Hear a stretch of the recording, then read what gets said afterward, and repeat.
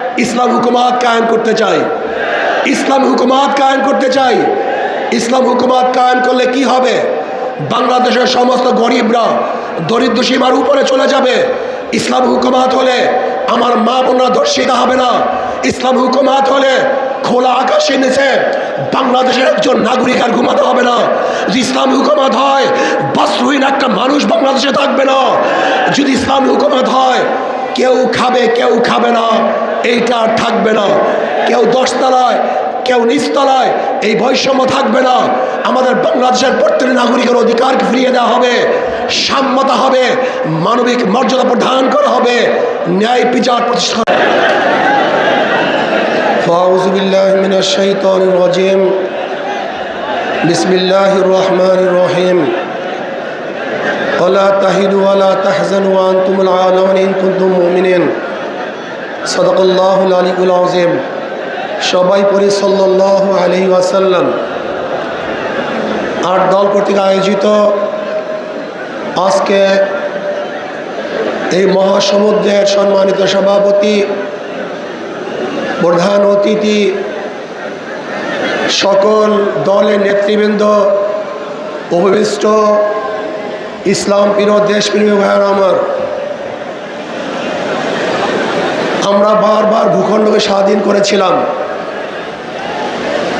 ব্রিটিশের বিরুদ্ধে আন্দোলনের সূচনা মুসলমানই করেছিল। ভেবেছিলাম ব্রিটিশ এদেশ থেকে পালালি মানুষ শান্তি পাবে, মুক্তি পাবে। কিন্তু আমরা কি দেখলাম? ব্রিটিশ এদেশ থেকে চলে যাওয়ার পরেও বৈষম্য দূর হয় নাই। আমরা ভেবেছিলাম মুসলমানদের জন্য আলাদা ভূখণ্ড করতে পারলি মুসলমান শান্তি পাবে, মুক্তি পাবে। মুসলমানের আন্দোলনের কারণেই আমরা পাকিস্তান পেয়েছিলাম। কিন্তু আমরা কি দেখলাম? বৈষম্য দূর হয় নাই। আবার ৭১-এ এই বৈষম্য দূর করার জন্য সাম্য, মানবিক মর্যাদা, সামাজিক ন্যায় বিচার প্রতিষ্ঠিত করার জন্য আন্দোলন করলাম, সংগ্রাম করলাম, দেশ স্বাধীন করলাম। ভেবেছিলাম বৈষম্য দূর হবে, মানুষ মুক্তি পাবে, শান্তি পাবে। কিন্তু আমরা কি দেখলাম? সেই ৭১ থেকে ২০২৪ পর্যন্ত যারা শাসক ছিল, যেই দলগুলি শাসন করেছে, মানুষের বৈষম্য দূর করতে পারে নাই, মানুষকে শান্তি দিতে পারে নাই, মুক্তি দিতে পারে নাই। আবারও বৈষম্য দূর করার জন্য আপনারা জানেন ২০২৪ জুলাই আগস্টের আন্দোলনে মানুষ আবারও জীবন দিয়েছে, রক্ত দিয়েছে। মানুষ, হাজারো মানুষ বন্ধুত্ব গ্রহণ করেছে, অন্ধ হয়েছে, বিকলাঙ্গ হয়েছে। ভেবেছিলাম এবার বৈষম্য দূর হবে, চাঁদা মুক্ত দেশ পাব, মানুষ শান্তিতে বসবাস করতে পারবে। কিন্তু আমরা কি দেখলাম? ২০২৪-এর জুলাই আগস্টের আন্দোলনের পরে আবারও খুন, খারাপি, ধর্ষণ, অবিচার, চাঁদাবাজি, জুলুম, অত্যাচার। মানুষ শান্তিতে নেই, মানুষ মুক্তি পায় নাই, চাঁদা মুক্ত দেশ গঠন করতে পারে নাই, আমার মা বোনদের ইজ্জতকে রক্ষা করতে পারি নাই, ব্যবসায়ীদেরকে ব্যবসা করার সুযোগ করে দিতে পারি নাই। আজও বাংলাদেশের হাজারো গরিব না খেয়ে ধুকে ধুকে মরছে। আজকে আমাদের বাংলাদেশের মেয়েরা ইজ্জতহানি হচ্ছে। আজকে ব্যবসায়ীরা ব্যবসা করতে পারছে না চাঁদাবাজির কারণে। এই দেশ আমরা চাই নাই, এর জন্য আন্দোলন করি নাই, সংগ্রাম করি নাই। ইনশাআল্লাহ আগামী তার একটা আন্দোলন হবে, যে আন্দোলন হবে চাঁদা মুক্ত আন্দোলন, জালেম মুক্ত আন্দোলন, ধর্ষণ মুক্ত আন্দোলন। সমগ্র জালেম থেকে বাংলাদেশ উৎখাত করতে হবে ইনশাআল্লাহ। আমরা কি চাই? আগামীতে ইসলাম হুকুমাত কায়েম করতে চাই, ইসলাম হুকুমাত কায়েম করতে চাই। ইসলাম হুকুমাত কায়েম করলে কি হবে? বাংলাদেশের সমস্ত গরিবরা দরিদ্র সীমার উপরে চলে যাবে। ইসলাম হুকুমাত হলে আমার মা বোনরা ধর্ষিত হবে না।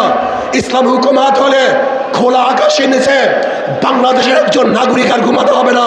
যদি ইসলাম হুকুমাত হয় বস্ত্রহীন একটা মানুষ বাংলাদেশে থাকবে না।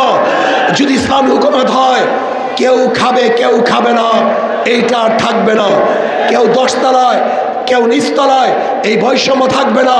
আমাদের বাংলাদেশের প্রত্যেক নাগরিকের অধিকারকে ফিরিয়ে দেওয়া হবে, সাম্যতা হবে, মানবিক মর্যাদা প্রদান করা হবে, ন্যায় বিচার প্রতিষ্ঠা করা হবে ইনশাআল্লাহ। ইসলাম হুকুমাত হয়, বাংলাদেশে একটা টাকাও বিদেশে পাচার হবে না। আমি আশা করি ইনশাআল্লাহ আগামী নির্বাচনে মানুষ দুই ভাগে ভাগ হয়ে যাবে। একদল মানুষ ইসলামের পক্ষে, একদল মানুষ ইসলামের বিপক্ষে।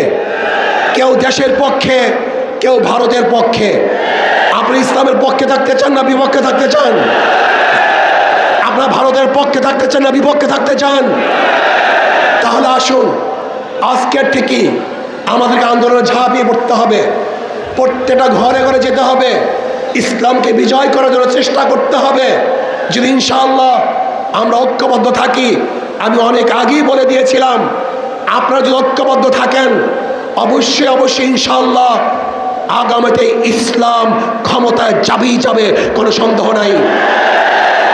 আমি তত্ত্বাবধায়ক সরকারের, অন্তর্বর্তী সরকারের প্রধান ডক্টর ইউনূসকে বলবো, নির্বাচন নিয়ে ষড়যন্ত্র চলতেছে, নির্বাচনকে পিছনে হটাবার ষড়যন্ত্র চলতেছে।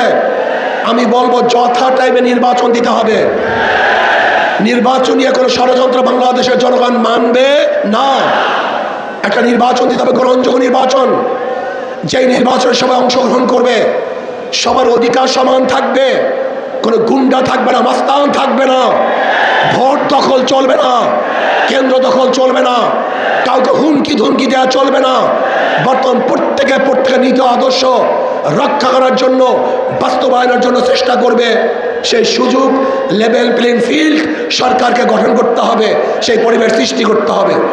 যদি আপনি ব্যর্থ হন তাহলে বাংলাদেশের জনগণ আপনাকে অবশ্যই ক্ষমা করবে না। আসুন আমরা সম্মিলিতভাবে আগামী ইসলাম হুকুমাত কায়েম করার জন্য আমাদের যা কিছু আছে সব নিয়ে ঝাঁপিয়ে পড়ব। অবশ্যই ইনশাআল্লাহ ইসলাম বিজয় হবে, এদেশের চাঁদাবাজরা আর বিজয় অর্জন করতে পারবে না। আমা আলাইনা ইল্লাল বালাগ। আসসালামু আলাইকুম ওয়া রাহমাতুল্লাহি ওয়া বারাকাতুহু।